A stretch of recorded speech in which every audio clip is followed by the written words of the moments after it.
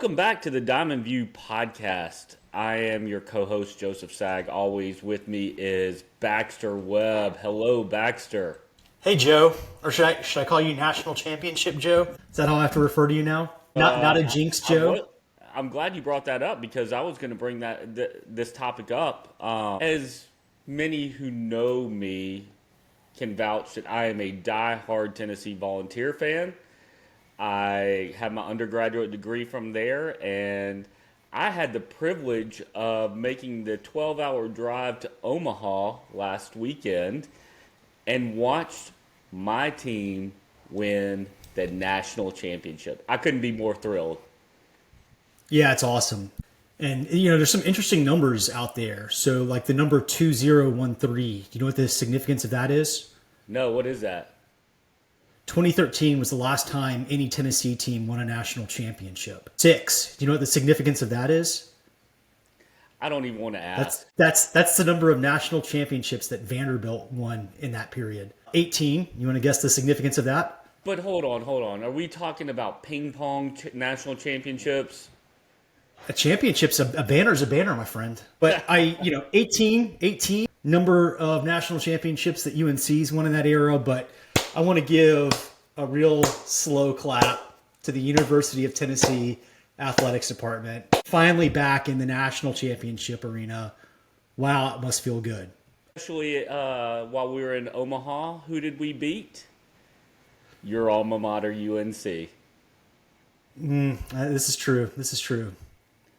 I can't believe I silenced you on that one. No. I mean, I'm just glad. I wish that you had been in the audience for that game because then UNC would have won with what a jinx you are. But, Here we are. Well, enough about college baseball, even though I can't stop talking about it all week. But let's dive into today's show because this is something that I am so passionate about. And that is the alignment of sales, marketing, and IT. I've always just called it the alignment of sales and marketing with the understanding that IT wraps into that. But the article that you sent me today really highlights and gives me pause and thoughts to consider as far as how to wrap IT into the mix as well. Yeah, it's really, we always talk about like the divide or the great battle between marketing and sales, and IT doesn't really get thought of that much, but especially if you think about like a modern sales stack and a marketing stack, like IT is such a pivotal part of that. And if your product in any way involves technology, wow, how important is it to even think about involving IT in customer success management? And I think it's such a great segue from what we talked about last week, Joe, with Net Promoter Score. And, there was that one article about how it's predictive of whether your client's renewed. And obviously customer success management is all about the best practices for getting clients to renew, for actually, getting good Net Promoter Score. Like when we talked about what do you do if your Net Promoter Score sucks? It's really like double clicking on your customer success management operations and how you think about things, and that's what this article really was all about. And I don't know.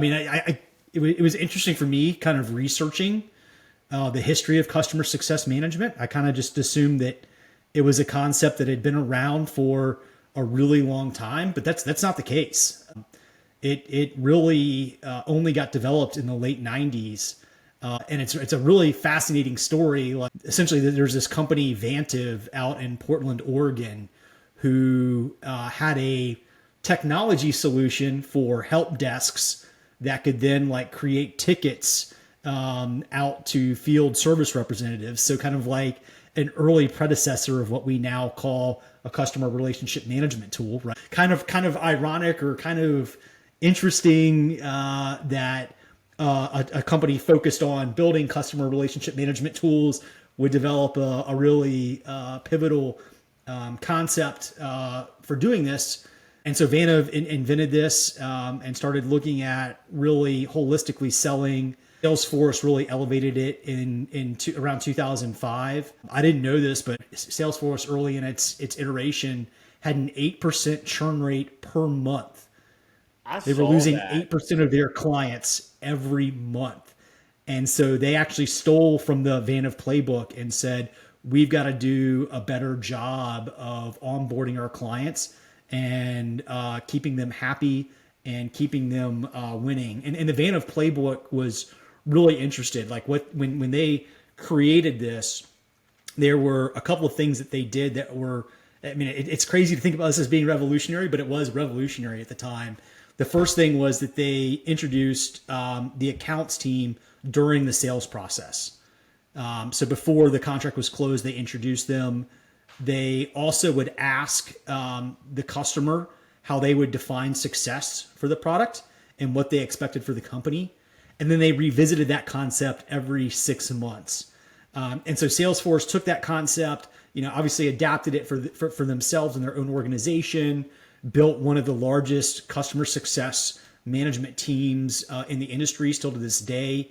And wow, what a powerful ride they've had. I think you've gone to Dreamforce a couple times, right, JD? I have, and when I was reading this article, which is the title of it is Customer Success Management Through Alignment of Marketing, Sales, and IT. You're welcome to tell who the authors are. My southern accent will butcher their names pretty good. But I immediately thought about Salesforce. I've been to Dreamforce a couple of times. It is overwhelming. I have dealt directly with Salesforce as managing the tech stack at companies in my history. So I've dealt with all layers of their organization in how they take care of their customers and actually look for upsell opportunities. And I'll be honest with you, as we say, they are a model of how this should be run. You can Yep. tell the execution phase of it that they are hard selling. I think their fiscal year ends January 31st, and by the mid-January, I was getting all the calls saying, hey, if you get this service or product from us before the end of the month, I can give you this special deal. So I've dealt with that at multiple companies, but the way they handle it and onboard customers it's impressive. Yep. Yeah, no, and it's really fascinating how, I mean, it's ubiquitous. Like I said, I would have thought customer success management had been around for forever, but it was really the explosion of B2B, and especially software as a service, B2B, that made that concept take off, right? Like when you think about you're selling a service that somebody can opt out of at any month, you got to be on your game for like creating wins and making sure the customer feels like they're getting wins so that they continue to renew every month with that kind of software as a service model. Really fascinating. And yeah, great kind of segue. Really fascinating study. It came out of Europe, as Joe mentioned. I'm not going to go after the authors' names either, but from 3 different business schools in Europe. I think one was in Portugal, one was in Amsterdam, and one was in Germany. And they went into a large global B2B business that was in the transportation maintenance industry. Like, so super niche, but this was like a really interesting company to go in and study because it had multiple products that they were selling. They had multiple teams, 20,000 employees, 800 customers, and over 5 billion in sales annually. So like a really rich ground for them to go in and mine data, do interviews, and start to look at how the way that certain teams were operating was influencing performance, and come out with a framework. They actually developed a framework for like, how do you think about setting up your like the overarching principles for how you set up your customer success management team, and so that framework is called Comply. Joe, you want to kind of like walk through some of the first points? Well, I was going to ask you before we dove in even deeper, as far as the problems are concerned, what in your history have you seen where there is a total lack of alignment? Because I've got some doozies of some stories. Yeah, no, I mean, I like when I think about like customer success management failures. So yeah, I've seen cases where sales is clawing at getting a sale closed and maybe selling some things that were a little bit underwear, if you will. It was definitely pushing the limits of like marketing claims that I would have ever made. And then the deal gets closed, but then the customer gets into actually like implementation, and the deal is kind of dead on arrival, and they're upset, and the account management team then hates the sales team because they've done whatever to like make the sale happen, and sales is like, oh no, we're bringing revenue in, like how could you ever be mad at us? And it's like, well, you're not bringing good revenue in, and you're making things so much exponentially harder that this organization can't grow and be successful. I think that's probably the most noteworthy failure breakdown that was just really toxic for like an entire organization that I've kind of seen. I don't know. What about you? I am about to blow your socks off. So at one company I worked at, I was the head of all revenue. And there's multiple points of failure here. So when I joined, I'm asking, we have some churn in our customers. We have customers who are terminating early because we were on multi-year contracts with them. And I'm like, what are we doing in relationship management? First of all, relationship management at the time was not reporting to me, but yet I'm in charge of all revenue. Second of all, when I was hired, they were said, we don't talk to our customers because we don't want to hear the bad stuff that they have to say and get the idea that they're going to terminate with us. And I was just Hear no evil, see no evil, speak no evil. That's exactly what the motto was, and I was like, "You gotta be Yeah. kidding me!" And wait, why is our business not growing? I don't understand it. What's Yeah, it's just unbelievable that the lack of alignment, breakdown, and the actual thought process that was going on behind the scenes, where Yep. the customer just, was out of sight, out of mind once the deal was closed. We've had sales team members who we started to bring in customer support to this initial sales call, introduce them to their account manager prior to the sale being made. And let me tell you, that made a world of difference because it gave the customer a sense of comfort as Yep. far as the knowledge that their future account manager would have.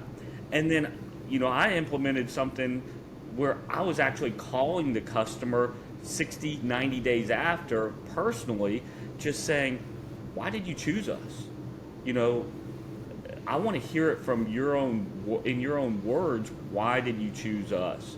So there was a lot of dysfunction in the whole organization as far as how they approached creating value and making that value stick with the customer. Yep. Yeah, no, that's fascinating, and like terrifying at the same time. But it's that's the thing. Like if you come in and you use the right principles, you can turn things around really quickly. And man, you want to talk about growth? Like that's when you're gonna nail it, right? Right, and from the article, what I took away is I love the 6 dimensions and the 20 attributes that go Yep. into customer success management. I won't go through all the 20 attributes, but I'll break these down for us real quickly. One is communication and information, keeping everybody in the loop at what's happening at various stages. 2, objectives. Everyone is measured by different KPIs. You need closer alignment, a better coordination of goals. 3, mindset and orientation. Every person is a salesperson in the organization. This is something that I think is so understated because every single person is a representation of that brand and should be proud of the work that they do and screaming Yep. from the rooftops, this is the value that we can deliver, and I'm proud to be a part of that. Number 4 was power, combine the priorities of sales and marketing. 5 is linkage and resources. The problem was let's throw it to IT without direct or strong participation. Get IT involved with a seat at the table. And 6 was yielded knowledge and skills, which, is the problem is during marketing campaigns, there are no questions. Who do you reach out to if you have those questions during the campaign? And everybody needs to have this specific know-how. Yeah, no, I love that. And maybe let's go back and kind of play it through. So, the C, communication, transparent communication. What are like the things you think about there, that like from a strategy, from a leadership strategy that you want to see, that you want to implement, that you want to measure? Well, one, I would like to have, let's just say we're running a marketing campaign. I would like to have input from different levels of the organization. One, to make sure our Yep. message is clear. Two, to make sure that we are uh, delivering the right message to the Yep. right audience on there. So everybody gets a seat at the table. How are we going to implement the tech stack, IT? How are sales going to leverage the marketing efforts that are being done? And what input can sales give to marketing to help craft the right message? Because they're the ones with boots on the ground and talking and hearing from these prospects and the objectives or objections. So why are we not listening more to sales? Yeah, yeah, no, I think so. And what was really interesting for me as I thought about this was like how the O and the C come together, and so the objectives and really thinking holistically about your KPIs and how customer oriented are your KPIs as an organization, and how much of like the KPIs that you're measuring in your customer base are those powering the marketing claims that you're making, and what sales is representing that you're going to do to get the sales closed. And then IT is building the support infrastructure out to make sure that you can deliver on that. The account management team is measuring it and kind of managing it. But really, it kind of made me step back and think about, okay, well, in my life, I've had a lot of KPIs in businesses. I don't even know if 50% of them were what would be like customer facing KPIs. Like there was like some internal, and it's good to have like internal operational KPIs, but like when you really think about growing your business, kind of coming back to that mindset piece, you're going to grow your business if you focus on your customer and you make your operations about your customer. And so like I really thought about, like if I was to do it all, like I'll take a really big lens on like what are the KPIs, like from a marketing standpoint, from a sales and customer standpoint, what are the things that our customers really care about us delivering, and then setting up everything so that we're optimizing delivering that and measuring that and getting better at proving that, and constantly focused on improving that and at least maintaining it. So I to me that the first three, the of the comply was really, really fascinating to me. What KPIs do you think should be considered? I think it really comes back to your customers, right? How do, what is the value that you're creating for your customers? Like when you think about your product and solution, what pain points is it solving for them? What's the internal angst that they have, or the internal breakdown that they have that you're coming in to solve, and then that's what you have to measure. And they're probably going to be, I thought that was the other interesting thing about this article was, with your objectives, you want to have high level objectives and KPIs that kind of span the organization, but then they're going to be like sub KPIs or sub measurements that are going to have ownership by different people on different parts of the team. Like sales is going to own some parts of it, marketing is going to own some part, IT is going to own some part. But like the high level KPI for your organization really needs to be about the things that the customer values as it relates to your business. I like that. That's what really struck me. I think some of the main KPIs that I would implement in this scenario, and I talked about this one on our last show, but customer lifetime value. How long are they staying with us? How frequently do they purchase? What is their average Yep. purchase size? I think churn rate is an obvious one. New sales, I think everybody should have skin in the game with new sales. I think one important one that a lot of people don't look at is time to value. So how take How before long your does it take customer you to? starts to see the value in the solution that Yep. you deliver? Product adoption Yep. rate, cross sell, and I also think everybody should have skin in the game with financial growth. So whether it's a part of their comp plan, um, or even a majority of it, but sales is going to go for the new sales, the new booked revenue. Marketing has their own KPIs, but everybody should be responsible for that financial growth, and that ties back to everybody being a representation of the brand. It does, and being aligned about what we're selling and the value that we're going to create and how we're going to deliver that value. Like it all you all organize around that, right? Like it's so true. And yeah, like that was gonna be one of my questions to you is like how do you get the whole team to motivate around that adopting this framework about being taking that sales mindset. I think like that's a really key piece, and I couldn't agree with you more that having the compensation plan include performance on the KPIs and the growth of the organization is probably really pivotal to actually enacting this in a very successful way. Yeah, I think what tactics would you use to get everybody aligned in that regard? I have a great example. So, 10, 12 years ago at the company I was working for, our CEO brought us all into the boardroom, all the leaders, marketing, sales, finance, everybody who had a set, basically all the leaders, and we would go through key metrics one by one, how we Yep. were doing, Yep. and you know those meetings on a Friday morning, they were intense. I mean, Yep. they could get intense, but it really got us all on the same page, looking at the same KPIs and having us centered around common goals.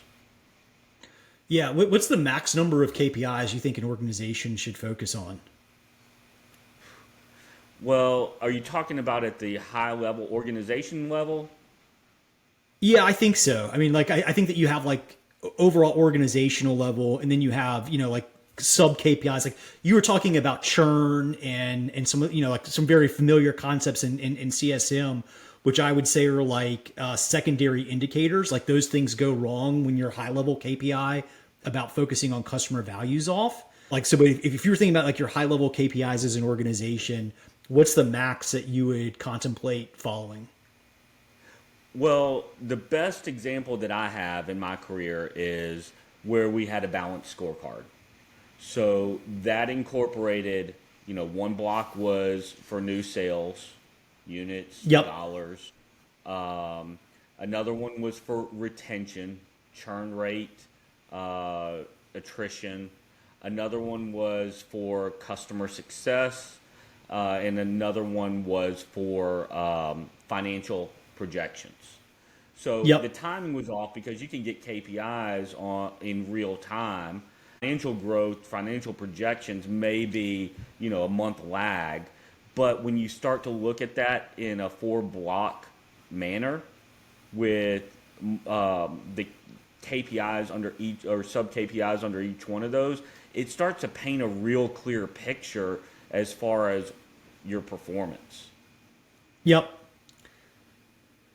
Yeah, it's interesting. Like when I think about it, there's some interesting literature out there that like we as human beings in our brains, we can only really focus on three to four things.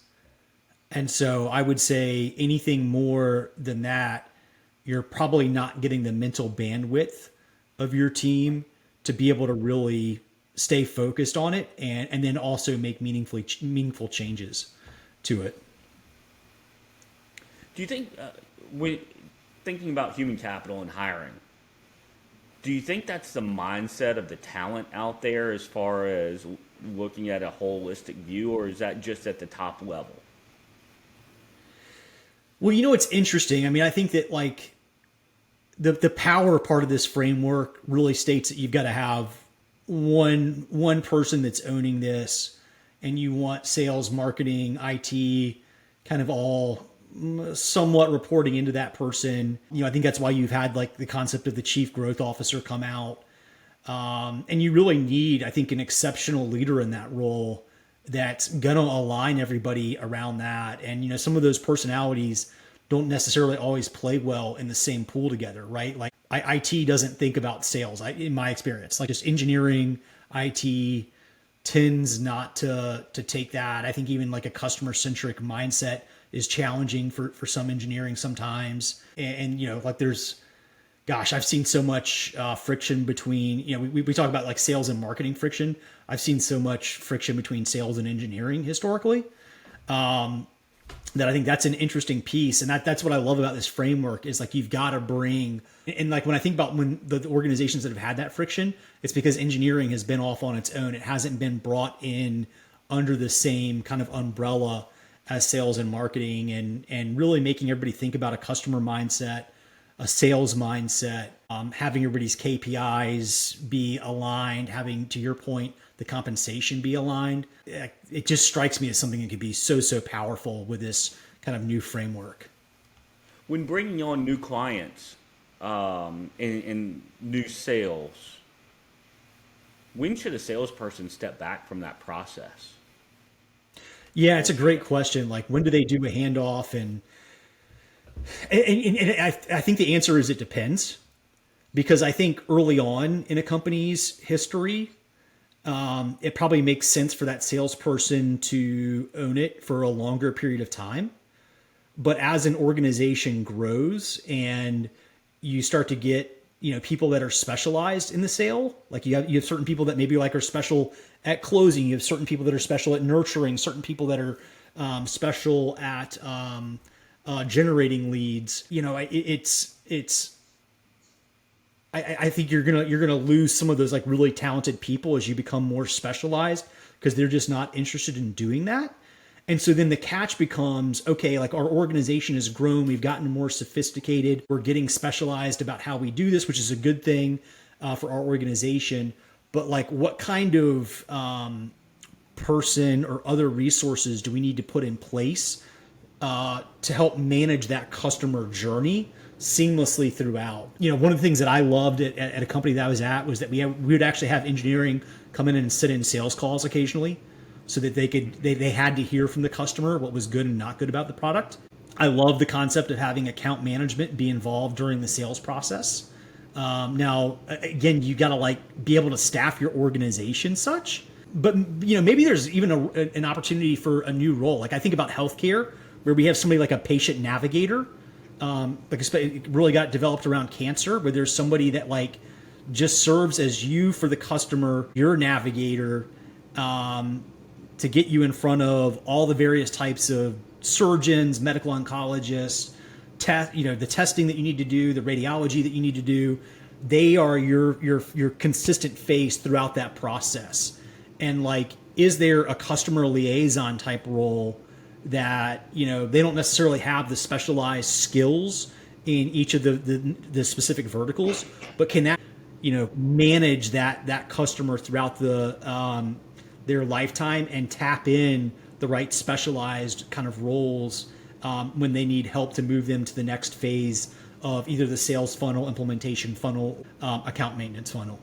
What do you think? Yeah, I actually have a different point of view on this, because Okay. not that I disagree with anything that you said, but if I put myself in a account executive shoes or sales rep's role, I look at it as a formally and informally. Formally, yes, there's going to be a handoff to your customer success team and making sure that they are that handoff is seamless. Formally, I'm going to stay in touch with the person who made the purchasing decision, especially like in B2B world, because let's face it, I think people's the average tenure of someone staying in a role is less than 3 years now. I'll have to look that figure up to be exact. But if you're selling to a controller or a CFO, they may be going to another company or a competitor in 6 months. And if you built that good relationship with them and have stayed in touch with them, then they're going to come back to you for their next solution at their new company. But Yep. I think it's split. I'm talking formally, when is it handed off? That needs to be done at the right time and have seamless experience. But two, it's talking real relationship building. and making sure that you have a close tie to that person because they're going to come back for more needs, whether they're at that company or at their future company. Yeah, well, I mean, it's an interesting concept too. I mean, you're talking about it from like the customer standpoint, but even your internal operations, like if you think about the churn of employees, that just is like natural these days.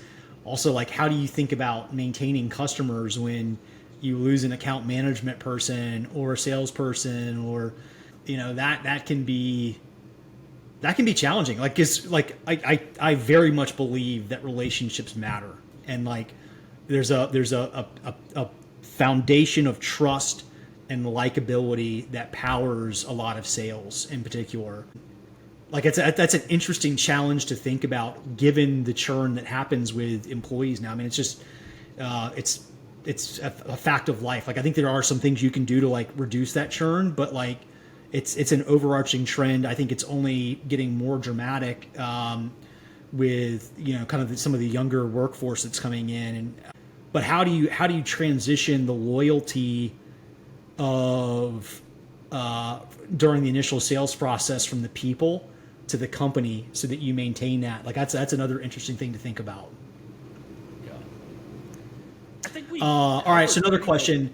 I mean, we're talking about human capital. So I think there's a really interesting thing here. Like when you think about, we're talking about mindset. We're talking about how people are going to fit in and adopt this comply mindset and be customer focused and even adopt a framework. How do you think about when you're going out to hire people? When do you introduce them to this in the hiring process? And then also, how do you think about assessing candidates for whether they're going to fit within and be kind of adopters of this framework? Well, when I'm hiring, I am hiring for future potential. Yes, experience plays a factor in it, but how quickly can they make an impact in the short term, but also what is their runway potential going forward?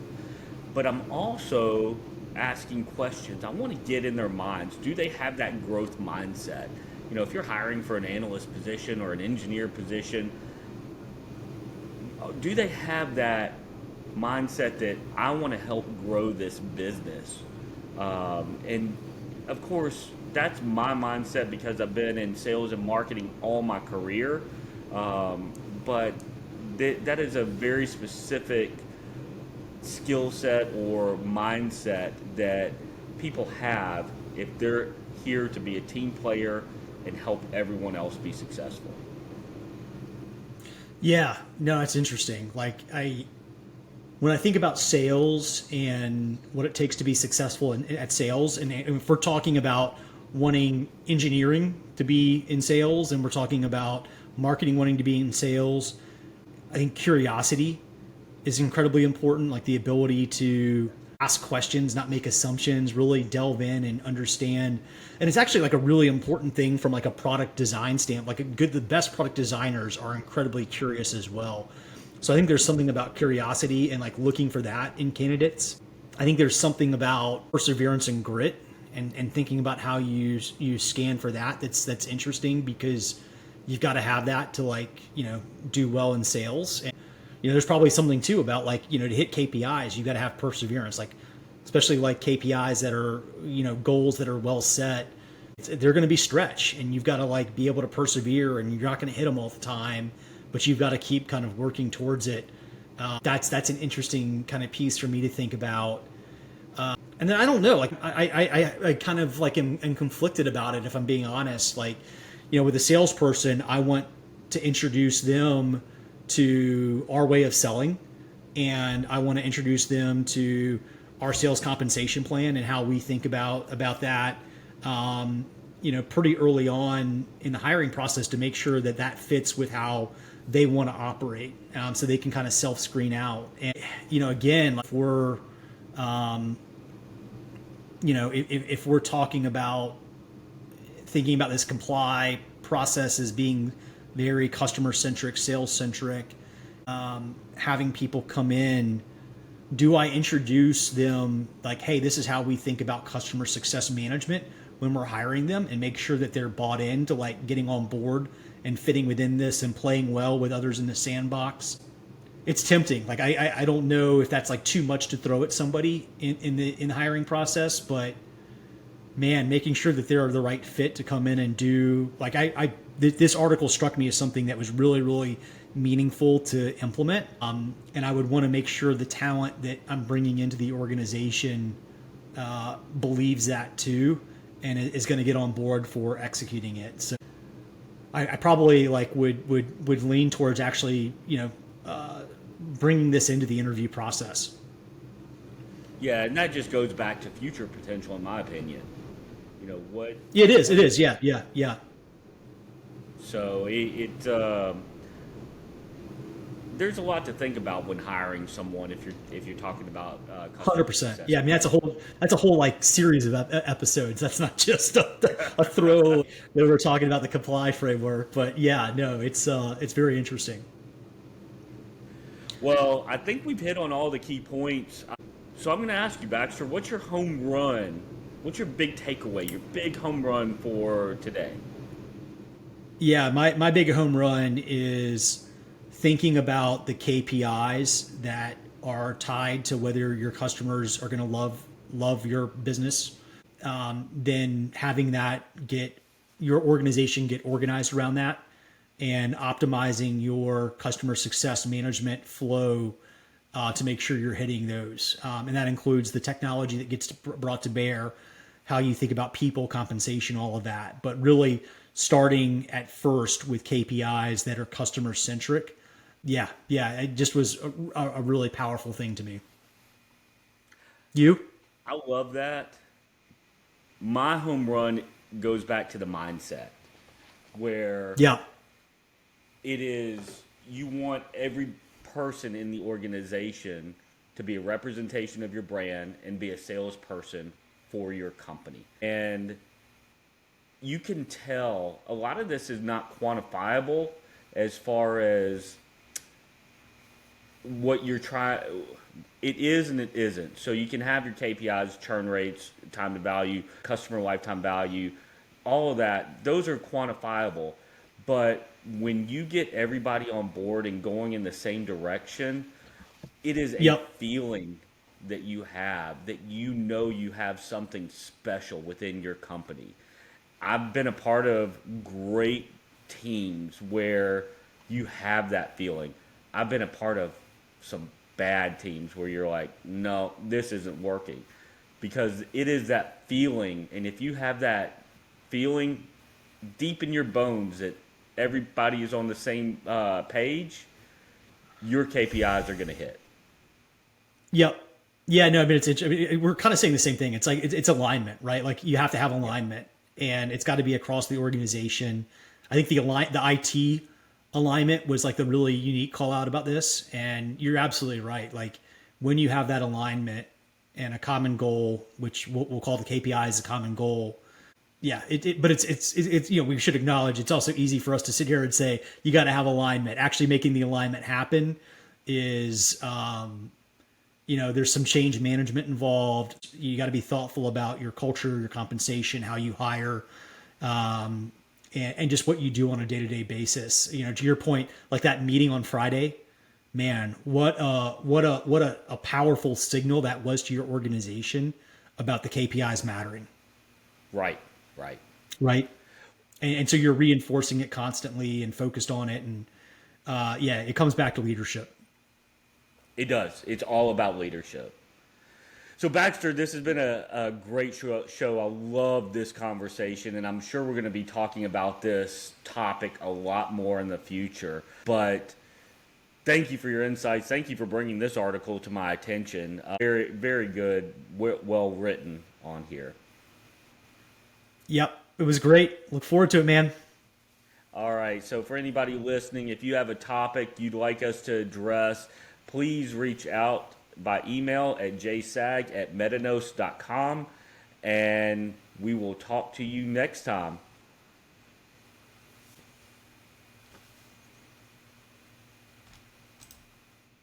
I think it's really. I think we've had several good ones.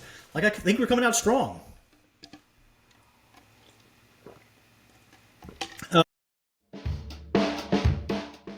Thank you for tuning in to this episode of the Diamond View Show. We hope you found our discussion on business strategies both insightful and inspiring. Remember, success is a journey, and we're here to help guide you every step of the way. If you enjoyed today's show, be sure to subscribe to our podcast so you never miss an episode. And don't forget to leave us a review. Your feedback helps us improve and reach more listeners like you. So join us next time where we'll share more insights and strategies to help you succeed in your business journey. Until then, keep strategizing, keep pushing forward, and remember, your success is within reach. Thank you for listening to the Diamond View Show. See you next time.